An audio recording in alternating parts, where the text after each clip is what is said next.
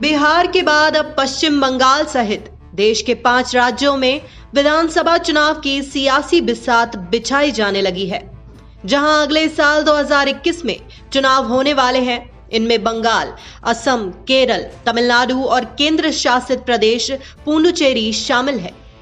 इन 5 राज्यों में से कांग्रेस और बीजेपी की एक राज्य में सरकार है, जबकि बंगाल में टीएमसी तो केरल में लेफ्ट काबिज है। आपको बता दें कि साल 2021 में होने वाले विधानसभा चुनावों में सबसे ज्यादा बंगाल विधानसभा चुनाव को लेकर सियासी हलचल तेज हो गई है।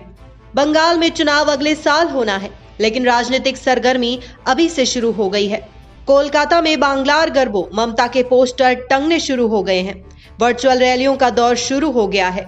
डोर टू डोर संपर्क के तहत पर्चे बांटे जा रहे हैं। वहीं केंद्रीय गृह मंत्री अमित शाह के बंगाल आगमन से ऐसा लग रहा है कि बंगाल में टीएमसी और बीजेपी के बीच कांटे की टक्कर हो सकती है। वहीं बंगाल चुनाव को लेकर कांग्रेस ने भी कमर कसना शुरू कर दिया है। कयास लगाए जा रहे हैं कि कांग्रेस बंगाल विधानसभा चुनाव में लेफ्ट पार्टियों के साथ गठबंधन करने के मूड में है। हालांकि इस मसले पर अंतिम फैसला सोनिया गांधी की राय जानने के बाद ही लिया जाएगा। लेकिन राहुल गांधी वर्चुअल मीटिंग की शुरुआत कर चुके हैं। राहुल गांधी ने पार्टी के नेताओं को संबोधित किया है, जिसमें पार्टी के सांसद, विधायक और पूर्व सांसद शामिल थे। कांग्रेस की राज्य इकाई के अधिकांश नेता लेफ्ट के साथ गठबंधन के पक्ष में हैं।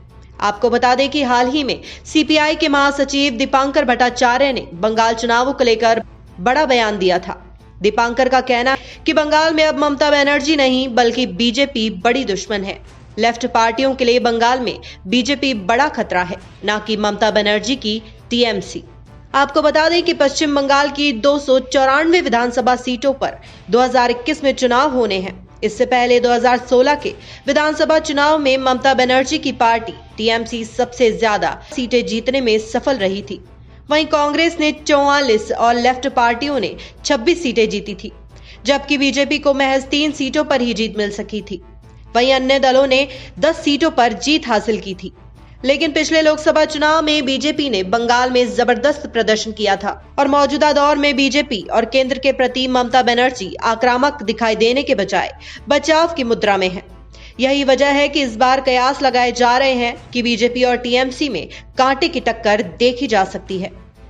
बहरहाल अगर इस बार कांग्रेस, सीपीएम और सीपीआई का गठजोड़ भी अहम हो सकता है। यह गठजोड़ टीएमसी और बीजेपी दोनों का वोट काटेगा। टीएमसी का ज्यादा वोट कटेगा तो बीजेपी को फायदा, बीजेपी का ज्यादा वोट कटने पर टीएमसी को फायदा होगा। Bureau report, the fact India.